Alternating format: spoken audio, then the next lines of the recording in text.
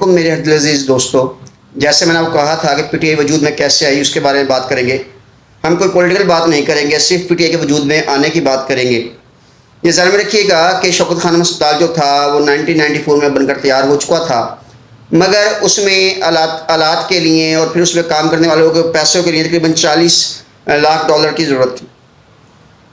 अब ये तमाम मामला थे, इसकी वजह से क्या हुआ कि इमरान खान साहब को कई बड़ी जो जगह थी वहाँ से ऐड नहीं मिल रही थी।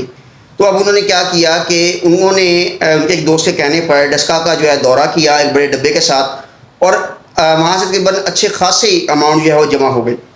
अब जब वो जमा हो गई तो इमरान खान साहब को एक रास्ता नज़र आया और फिर उन्होंने जो है इस रास्ते का इस्तेमाल किया और मुख्तलिफ स्कूलों में और कॉलेज़ में और गलियों में कंपेन की गई, जिससे जो है शौकत खानम के अखराजात से ज़्यादा पैसे जो हैं वो इमरान खान साहब के पास इकट्ठे हुए।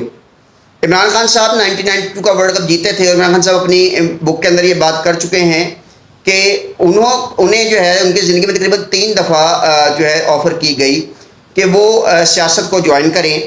सबसे पहले जनरल ज़िया-उल हक ने उनको ऑफ़र की, उसके बाद जो है नवाज शरीफ साहब ने 1992 में जब उन्होंने वर्ल्ड कप जीता, और तीसरे मरतबा मोइनुद्दीन कुरैशी साहब ने जो कि एक पैराशूट वज़ीर आज़म थे। बहरहाल उन्होंने भी उनको ऑफ़र की काबीना में आने के लिए। इमरान खान साहब हर दफ़ा मना करते रहे, लेकिन इस मरतबा जब इमरान खान साहब जो हैं वो अवाम में निकले और अवाम ने उनकी जब इतनी ज़्यादा हेल्प की तो इमरान खान साहब को अपनी पजीराई का अंदाज़ा हुआ। उन्होंने सोचा कि शायद मैं पॉलिटिकली तौर पर भी कामयाब हो जाऊँगा, और उनके दिल में भी कहीं पॉलिटिकली पार्टी बनाने की ख्वाहिश जो है वो जन्म लेने लगी।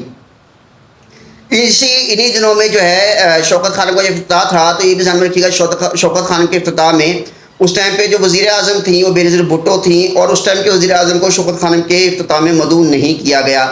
एक कैंसर के पेशेंट से जो है वो इफ्तिताह कराया गया, और बहरहाल इस यहाँ से एक उनके बीच में एक चप्पल शुरू हुई। और इसके बाद क्या हुआ कि बेनज़ीर भुट्टो ने जो है उनकी हुकूमत ने जो थी वो इमरान खान साहब की जो एड्स वगैरह चलती थी पीटीवी के ऊपर, उसको बंद कर दिया, जिससे इमरान खान साहब को काफ़ी नुकसान हुआ। अब इन्हीं दिनों में क्या हुआ कि शौकत खानम अस्पताल जो था उसके अंदर तकरीबन 1996 के अंदर एक धमाका हो गया, जिससे काफ़ी ज़्यादा नुकसान हुआ।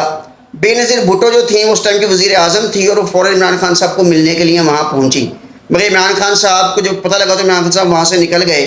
और लेकिन जब अगले दिन नवाज शरीफ साहब आए तो नवाज शरीफ से इमरान खान साहब ने रिसीव किया और बाकायदा ये कहा कि मैं तब्दीली के साथ हूँ। ये वही नवाज शरीफ साहब थे जिनके बारे में आज जो है इख्तलाफात पैदा हो चुके हैं, लेकिन उस टाइम पर नवाज शरीफ साहब जो थे उनकी सपोर्ट की गई। और ये भी ज़हन में रखिएगा कि शौकत खानम का जो ऑडिट बेनज़ीर करना चाहते थे उसको भी नवाज शरीफ साहब ने ही रुकवाया था बेसिकली। तो ये जो थे उस टाइम पे दोनों एक दूसरे के साथ थे, और थोड़े दिनों बाद ही इमरान खान साहब ने जो है वो एक प्रेस कॉन्फ्रेंस की और 1996 में उन्होंने तहरीक इंसाफ को बनाने का ऐलान कर दिया।